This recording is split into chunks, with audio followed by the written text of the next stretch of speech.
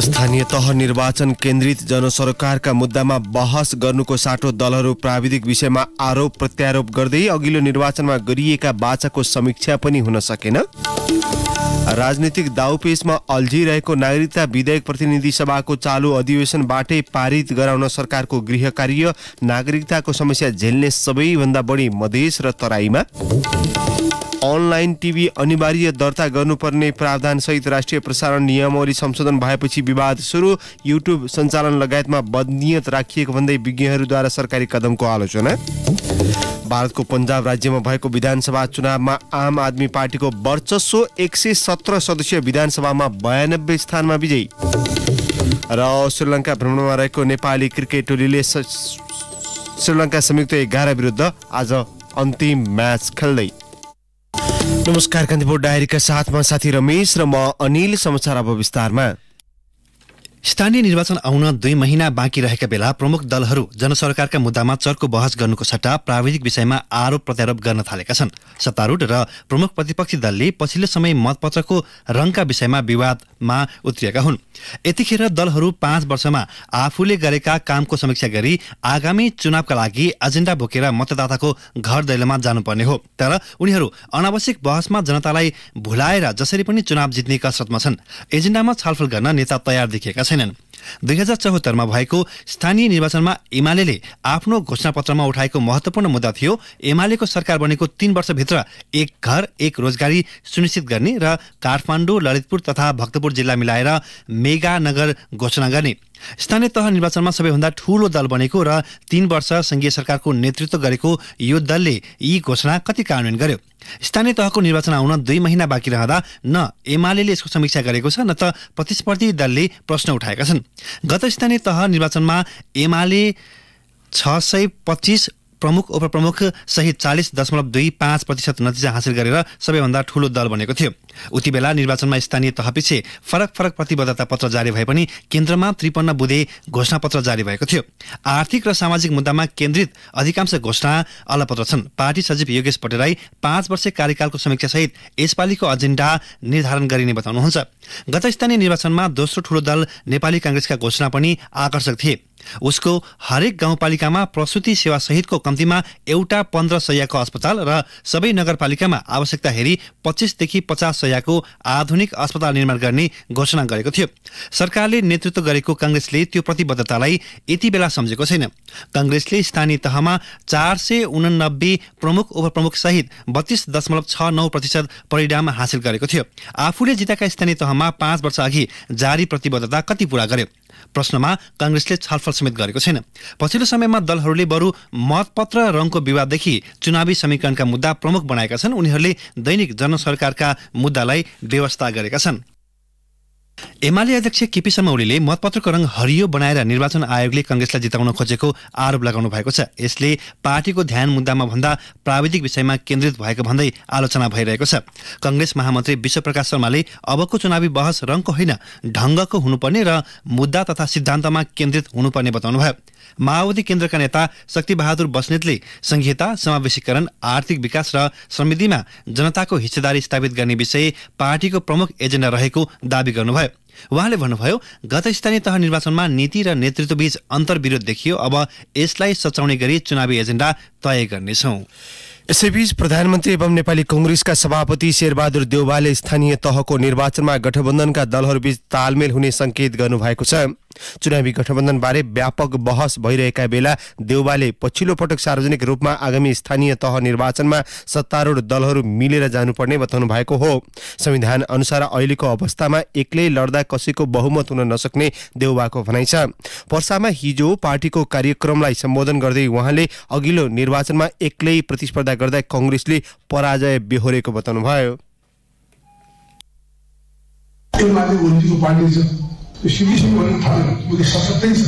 हामीले चाहिँ सबैको सहयोग अगाडि जानुपर्छ। कहाँ छ हामी एकसाथ मिल्न सक्छौँ, कहाँ सक्दैनौँ, यसो पनि उहाँको सल्लाह गर्नुपर्ने हुन्छ। त्यसैले तपाईँलाई थाहा छ हाम्रो एक्लै चुनाव लड्दाखेरि हाम्रो अवस्था के थियो। त्यो सबैमा हारेका थियौँ।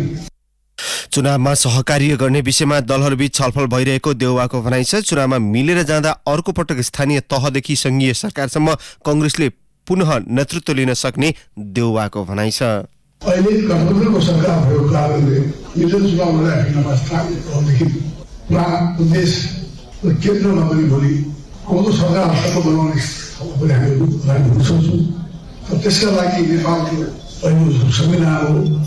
यो संविधान अनुसार कुनै पनि पार्टीले एक्लै बहुमत ल्याउन सक्दैन। कसैले कसै पार्टीसित मिल्नुपर्ने आवश्यकता छ। त्यसैले गठबन्धनका साथीहरूले सरकार बनेको प्रधानमन्त्री भएको पार्टीले स्थानीय तह निर्वाचनका लागि अभियान घोषणा गरे लगत्तै उहाँले गठबन्धन दललाई चुनावी प्रतिस्पर्धाका लागि समेत उपयोग गर्ने आशयको अभिव्यक्ति दिनुभएको हो। कांग्रेसकै कतिपय नेताले माओवादी केन्द्र लगायतसँग चुनावी तालमेल गर्न नसकिने धारणा राखिरहँदा पार्टीको आन्तरिक छलफलमा देउवाले गठबन्धन दलबीच समस्या आउने गरी अभिव्यक्ति नदिन समेत पार्टी पंक्तिमा निर्देशन दिँदै आउनु भएको छ। वर्षौंदेखि राजनीतिक दाउपेचमा झिलिएको नागरिकता विधेयकलाई प्रतिनिधि सभाको चालु अधिवेशनबाटै पारित गराउन सरकारले गृह कार्य थालेको छ। केपी शर्मा ओली नेतृत्वकै तत्कालीन सरकारले नागरिकता समस्या समाधानका लागि अध्यादेश ल्याएकाले एमाले प्रक्रियाबाट नभाग्ने गठबन्धनका नेताहरूको दाबी छ। यद्यपि संसदमा एमालेको अवरोध जारी छ। विधेयकमा नेपाली पुरुषसँग विवाह गर्ने विदेशी महिलालाई अंगीकृत नागरिकता दिँदा समयको सीमा राख्ने कि नराख्ने भन्नेमा राजनीतिक दलहरूबीच मुख्य विवाद छ। राज्य व्यवस्था तथा सुशासन समितिको प्रस्तावमा विवाह लगत्तै राजनीतिक अधिकार बाहेक अस्थायी परिचय पत्र दिने र 7 वर्षपछि मात्रै अंगीकृत नागरिकता दिने उल्लेख छ। समितिले बहुमतका आधारमा यस्तो प्रावधानको सिफारिस गर्दा कांग्रेस र जसपाले फरक मत राखेका थिए। नेपाली पुरुषसँग विवाह गरेर आउने विदेशी महिलाले निवेदन दिए तत्कालै अंगीकृत नागरिकता पाउने व्यवस्था समावेश गर्नुपर्ने अडान कांग्रेस र जसपाले लिएका थिए। अहिले पनि कांग्रेस त्यही प्रावधान राखेर विधेयक अघि बढाउनुपर्ने पक्षमा छ। सत्ता गठबन्धनमा रहेका माओवादी र एकीकृत समाजवादीले भने नेकपामा रहँदाकै अडानबाट पछि नहट्ने संकेत गरेका छन्। संविधान जारी भएको 6.5 वर्षसम्म नागरिकता ऐन 2063 संशोधन नहुँदा नागरिकताको समस्या झेल्ने सबैभन्दा ठूलो संख्या तराई मधेसमा छ। लामो समय संसदमा विचाराधीन विधेयक पारित गराउन सरकारले अग्रसरता लिए पनि स्थायी समाधान निस्कने सम्भावना कम छ। अंगीकृत नागरिकता सम्बन्धी प्रावधानमा सहमति बन्न नसके जन्मसिद्ध र अंगीकृत नागरिकता पाएका सन्तानका छोराछोरीलाई नागरिकता दिन बाटो खुल्ला हुने गरी ऐन संशोधन गर्ने गरी विधेयक अघि बढाउने तयारी भएको स्रोतले बताउँछ। प्रधानमन्त्री निकट एक नेताले भने प्रधानमन्त्रीले अंगीकृतको समस्या समेत समाधान गर्ने गरी विधेयक अघि बढाउन खोज्नु भएको छ। सकभर राष्ट्रिय सहमति हुनुपर्छ। गठबन्धनभित्रै समझदारी नभने विधेयक पारित हुन सक्दैन। निर्वाचनको मुखमा एमसीसी जस्तै जबरजस्ती गर्ने अवस्था नागरिकता विधेयकमा छैन। सरकारमा कांग्रेसको प्रतिनिधित्व गर्ने एक मन्त्रीले भने यसलाई राजनीतिसँग जोड्न स्वाभाविक भए पनि संसदबाटै पारित गर्ने उद्देश्यका साथ अघि बढाउन लागि दावी गरेका छन्। करिब 2 महिना अघि मात्रै उच्च शिक्षा अध्ययनका लागि अस्ट्रेलियाको सिडनी गएका बस्नेत थरका नेपाली विद्यार्थी आफ्नै कोठामा मृत भेटिए। काठमाडौँको गल्फुटार घर भएका बस्नेत केही दिन अघि मात्रै आफ्नै कोठामा मृत भेटिएका थिए। यसैगरी सिडनीमै बस्दै आएकी अर्की कपाली थर भएकी विद्यार्थी समेत केही साता अघि आफ्नै कोठामा मृत भेटिएकी छिन्। पछिल्लो 3 महिनाको अवधिमा मात्रै करिब आधा दर्जन नेपाली विद्यार्थीले ज्यान गुमाएका छन्। हृदयघात तथा दुर्घटनाले मात्रै नभई अन्य कारणले पनि विद्यार्थीले ज्यान गुमाउने गरेका छन्। बेलुका आरामले सुतेका विद्यार्थी पनि कतिपय अवस्थामा मृत भेटिने गरेका छन्। विद्यार्थीले ज्यान गुमाएपछि उनीहरूको शव नेपाल पठाउने वा अस्ट्रेलियामै सद्गत गर्ने एनआरएनले सहयोग पुर्याउँदै आएको छ। यसका साथै अन्य संस्थाले समेत आर्थिक लगायतका अन्य सहयोग गरिरहेका छन्। एनआरएनए अस्ट्रेलियाका कोषाध्यक्ष अनिल पोखरेलका अनुसार 7 महिनाको अवधिमा ज्यान गुमाएका विद्यार्थीका लागि आर्थिक लगायत सहयोग पुर्याएको उनको भनाइ छ। उपलब्ध तथ्याङ्क अनुसार मृत्यु हुने अधिकांश विद्यार्थी न्यू साउथ वेल्सका छन्। पछिल्लो 8 महिनामा न्यू साउथ वेल्सका 9 जना, विक्टोरिया र नर्दर्न टेरिटोरीका 2 जना र दक्षिण अस्ट्रेलियाका 1 विद्यार्थीको मृत्यु भएको छ। कोषाध्यक्ष पोखरेलले उपलब्ध गराएको तथ्याङ्क अनुसार गत वर्षको 12 महिनामा जम्मा 14 जना विद्यार्थीको मृत्यु भएको थियो। उच्च शिक्षा अध्ययनका लागि लाखौं रुपियाँ खर्च गरेर जाने र त्यहाँ गएपछि ज्यान गुमाउने क्रम बढेपछि नेपाली समुदाय चिन्तित बनेको छ।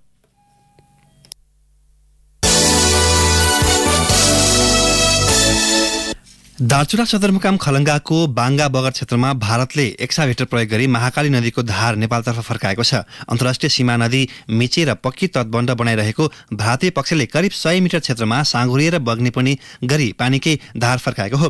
भारतीय तटबन्ध र नदीको बदलिएको धारका कारण वर्षातमा बाढीले नेपालपट्टि क्षति गराउने जोखिम उच्च बनेको छ।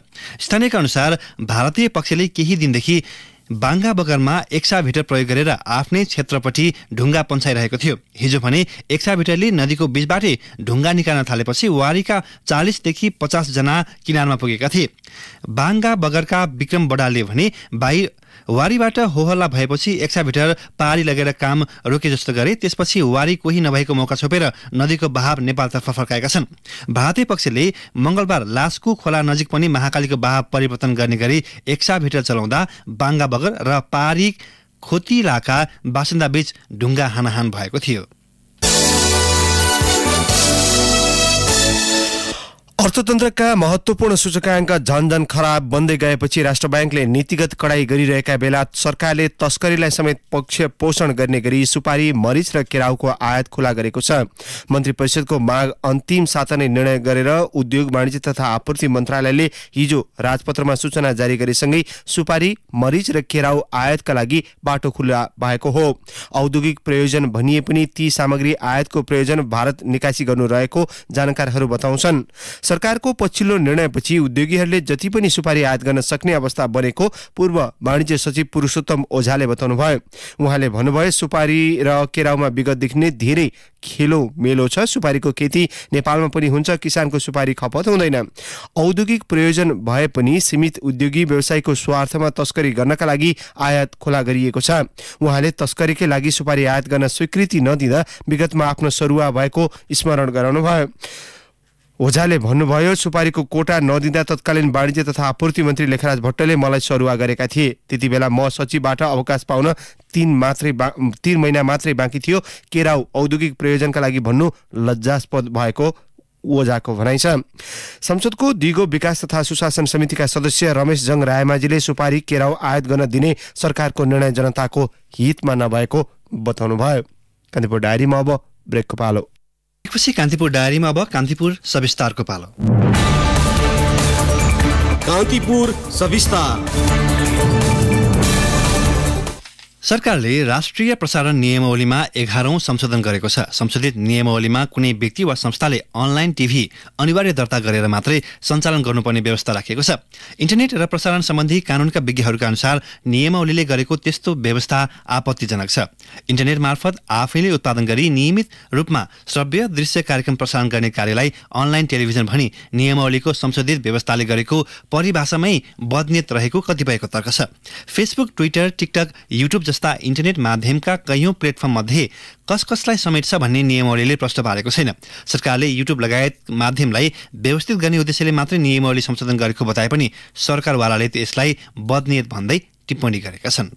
यसलाई करको दायरामा ल्याउनु, स्वीकृति न्यूनीकरण गर्नुहोस्, यहाँ गलत गर्नेहरूलाई कारवाही गर्नुहोस् भनेर हामीले माग गरिरहेको छ। अहिले सरकारले यो जे व्यवस्था गर्यो यसबाट विकृति न्यूनीकरण हुने कुरालाई कुनै पनि योगदान गर्दैन। त्यसकारणले यो जम्मै गलत छ। अनलाइन टिभी पत्रकार संघ नेपालका अध्यक्ष जीवन भण्डारीले भने चाहिँ राष्ट्रिय प्रसारण नियमावली 11औं संशोधनले इन्टरनेट र फ्रिक्वेन्सीमा आधारित प्रसारण माध्यमको भिन्नता छुट्याउन सकेको छैन। सामाजिक सञ्जाललाई व्यवस्थित गर्ने सवालमा मात्रै ल्याएको राष्ट्रिय प्रसारण नियमावलीको 11औं संशोधनले व्यक्तिको प्रेस तथा अभिव्यक्ति स्वतन्त्रतामाथि प्रहार गरेको कतिको बुझाइ छ। सरकारले जारी गरेको नियमावलीले कस्तो प्लेटफर्म मार्फत प्रसारण गर्दा दर्ता गर्नु पर्दैन भन्ने प्रश्न गरेको छैन। युट्युब, टिकटक, फेसबुक, ट्विटर जस्ता इन्टरनेटमा आधारित सामाजिक सञ्जालमा कसैले नियमित दृश्य राख्दा दर्ता गर्नुपर्ने बाध्यकारी व्यवस्था भए नागरिकको वाक स्वतन्त्रतामाथि प्रहार हुने पत्रकार महासंघका अध्यक्ष विपुल पोखरेलको भनाइ छ। सरकारले व्यवस्थित गर्न खोज्नु सरकारको कुरा हो। अनलाइन टेलिभिजन भनेर जुन व्याख्या गर्यो त्यो व्याख्या प्रष्ट भएन।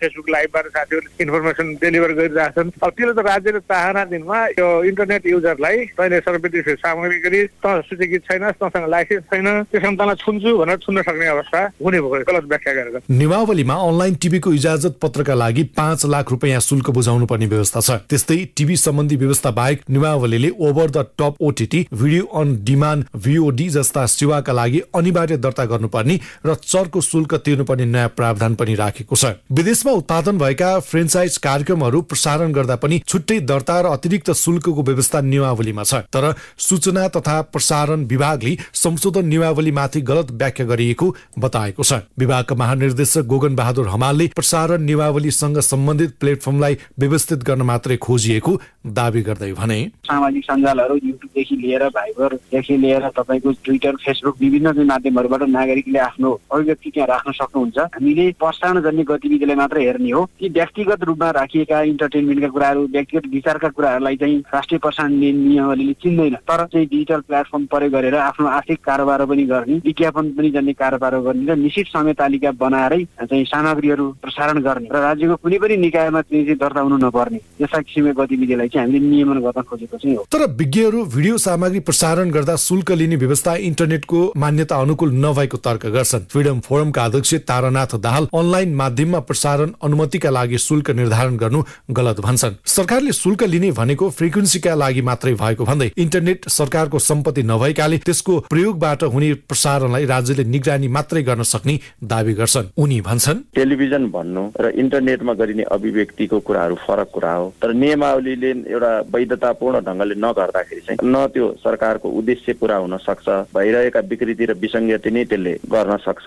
बरु एउटा खतरा के हुन सक्छ भने भोलि यस्तो स्वेच्छाचारी कानूनहरू भयो भने त्यसले चाहिँ दुरुपयोग भएर उल्टो जनतामाथि चाहिँ दमन हुन सक्छ। कतिपय युट्युब च्यानलका सामग्रीले पछिल्लो समय नकारात्मक सन्देश फैलाउने र सामाजिक विकृतिलाई बढावा दिने प्रवृत्ति बढ्दै गएका बेला त्यस्ता च्यानलहरूलाई नियन्त्रण गर्नुपर्ने माग हुँदै आएको थियो। युट्युब च्यानल भन्ने बित्तिकै नकारात्मक दृष्टिले हेर्न नमिल्ने जानकारहरूको बुझाइ छ। युट्युब च्यानल मार्फत सामाजिक सन्देश फैलाउने, मूलधारको संचार माध्यममा आउन नसक्ने विषयवस्तु सम्बन्धित सामग्री पस्किने उदाहरणीय काम पनि भएका छन्। त्यस्तै मध्येको एक हो संचारकर्मी विद्या चापागाईले सञ्चालन गर्ने हेर्ने कथा। हेर्ने कथा टिमका निर्देशक कमल कुमार नियमावली प्रष्ट भए कानून अन्तर्गत जान आफूलाई कुनै समस्या नहुने बताउँछन्। प्रारम्भिक फेजमै छ नि त यो सबै कुराहरू, अनि एउटा स्पष्ट भइसकेको छैन। त्यही भएर नियमावलीले छुनी भएपछि त गर्नै पर्यो नि सबैले, हामी मात्रै होइन। इन्टरनेटको माध्यमबाट प्रसारण गर्ने गरी इजाजत पत्र प्राप्त गरेको अनलाइन टेलिभिजनले अन्य वितरण प्रणालीको माध्यमबाट टेलिभिजन कार्यक्रम प्रसारण गर्नु अघि अनुमति लिनुपर्ने संशोधनमा भनिएको छ। डीटीएच केबल वा उपग्रह टेलिभिजनको माध्यम प्रयोग नगरी इन्टरनेट मार्फत गराइने सेवाको रूपमा ओटीटी भनेर परिभाषित गरिएको छ। यसले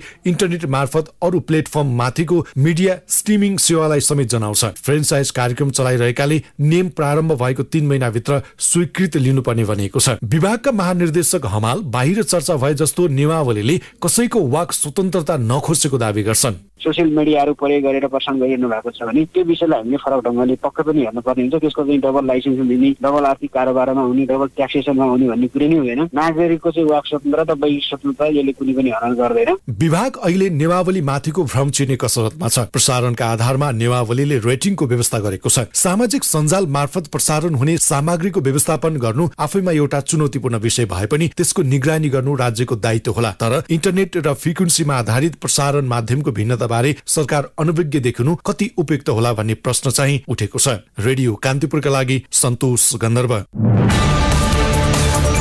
कान्तिपुर सविस्तार।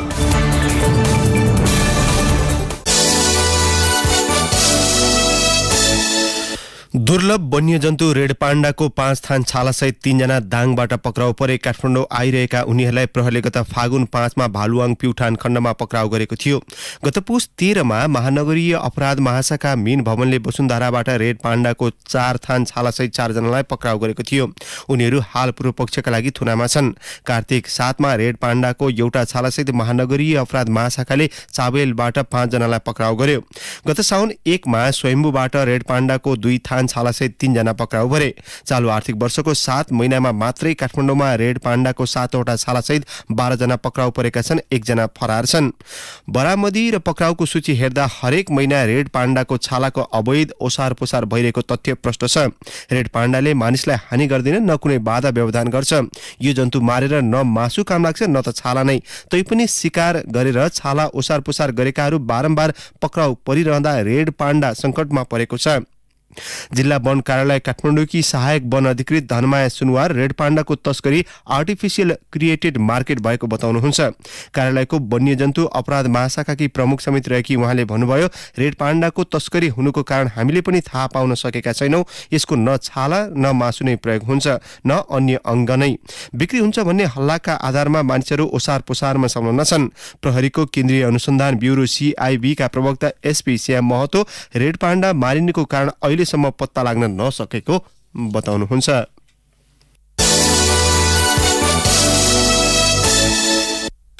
नियमित विद्युत आपूर्ति बन्द हुँदा हिमाली जिल्ला सोलुखुम्बुको पर्यटकीय क्षेत्र लुक्ला सातादेखि अन्धकारमय भएको छ।